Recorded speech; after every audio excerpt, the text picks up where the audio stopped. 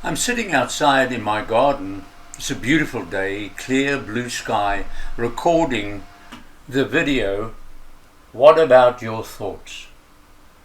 We know that Satan is the prince of the power of the air, and he is extremely busy.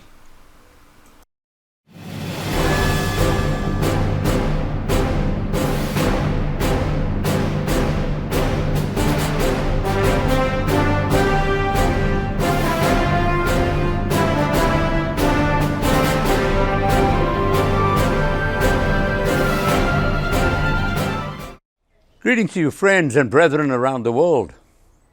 There is a diabolical force presently at work which affects the thoughts of every human being on earth.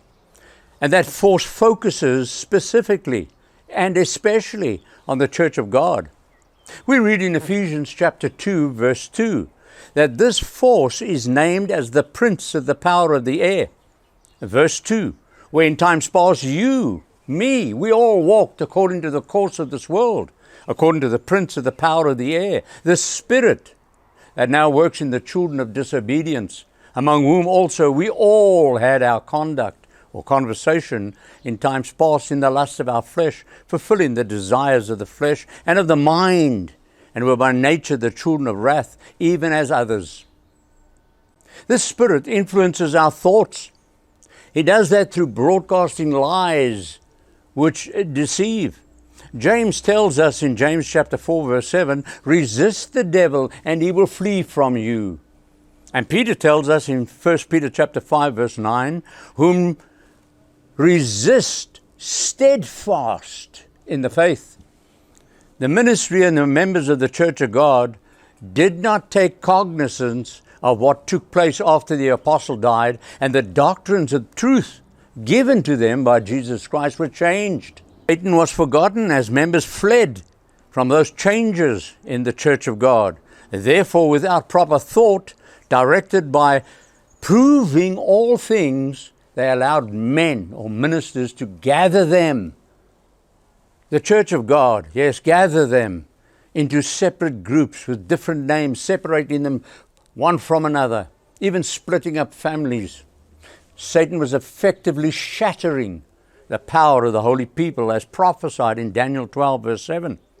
And I heard the man clothed in linen which was upon the waters of the river, when he held up his right hand and his left hand unto heaven, and swore by him that lives forever, that it shall be for a time, times and a half, that's 3.5 years, when he shall have accomplished to scatter the power of the holy people. All these things shall be finished. After that scattering comes the tribulation. Yes, the great tribulation, 3.5 years. And Jesus warns the church to take heed because of the terrible end time events that are to take place. Notice Luke chapter 21 verses 25 to 27. And there shall be signs in the sun and in the moon and in the stars and upon the earth, distress of nations with perplexity, the sea and the waves roaring, men's hearts failing them for fear and for looking after those things which are come upon the earth. For the power of heaven shall be shaken. Yes, brethren, a great time of stress and fear upon the earth, affecting everyone. No one is spared. Verses 31 to 32. So, likewise you, yes you, when you see these things come to pass, know that the kingdom of God is near at hand. Verily I say unto you, this generation shall not pass away, till all be fulfilled. Verses 34 and 36. And take heed to yourselves, lest at any time your hearts or your thoughts be overcharged with surfeiting and drunkenness and cares of this life, so that day come upon you unawares. Jesus warns the church about their thinking process becoming physical. What does that do? Well, thereby their thinking becomes physical and they become unaware of the coming events to take place still, the tribulation and the events that will shake this earth. And they begin worshiping God in vain. Rather, their worship is towards the self and men, which is caused by their wrong thoughts. And by wrong thoughts, I mean there is no explanation to the Church of God why there are so many churches claiming to be a Church of God, and why so many ministers are preaching the gospel. So these people think they are okay. I'm okay, I'm in the Church of God. I believe still. I believe and observe the doctrines taught to me by Christ in the worldwide Church of God, they think and say. And they believe they are a remnant of that church. Satan has effectively deceived them to eat lies from the forbidden tree, the tree of the knowledge of good and evil. Have we forgotten Luke 17, verses 26 to 27? And as it was in the days of Noah, so shall it also be in the days of the Son of Man. Yes, just before Jesus Christ returns. They did eat, they drank, they married wives. They were given in marriage until the day that Noah entered into the ark and the flood came and destroyed them all. Did you hear that? The days of Noah. That is today's society. A society of Noah's day was destroyed because God saw their despicable thoughts. Note Genesis 6 and verse 5. And God saw that the wickedness of man was great in the earth, and that every imagination of the thoughts of his heart was only evil continually. The thoughts of pre-flood civilization were framed in such a way that their minds could only produce evil.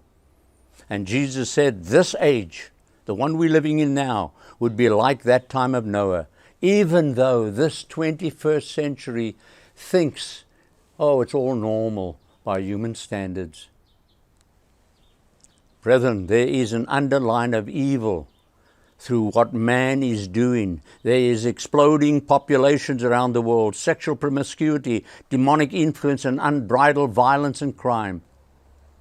Paul tells us and explains to us in 2 Corinthians 10 verse 3, for though we walk in the flesh, we do not war after the flesh. For the weapons of our warfare are not carnal, not fleshly, but mighty through God, to the pulling down of strongholds, that stronghold of Satan, casting down imaginations and every high thing that exalts itself against the knowledge of God, and bringing to captivity every thought to the obedience of Christ. The scattered brethren have allowed their thoughts to be influenced away from what they once believed, which was the Church of God led by one in charge under Christ, teaching the government of God. Jesus' body, the church, is not divided. Notice Ephesians 4 and verse 4. There's one body and one spirit, even as you are called into one hope of your calling, one Lord, one faith, one baptism, one God and Father of all, who is above all and through all. So God knows the thoughts of his people, and Jesus will judge who gets to be tested. Yes, tested by buying the truth once again in the fire. Revelation 3 and verse 18. I counsel you, Jesus says, to buy of me gold tried in the fire, that you may be rich, and white raiment, that you may be clothed, and the shame of your nakedness do not appear, and anoint your eyes with eye salve, that you may see. You are to be clothed with white, that white linen of the bride, which is righteousness. And the only righteousness you can be clothed with is the doctrine of God's government, which teaches the truth of righteousness. Revelation 19 verse 8. And to her, the bride, was granted that she should be arrayed in fine linen, clean and white. For the fine linen is the righteousness of the saints. Ask yourself, am I worshiping God in a split and divided church? Until next time, this is Michael Venish for this work saying goodbye, brethren, and goodbye, friends.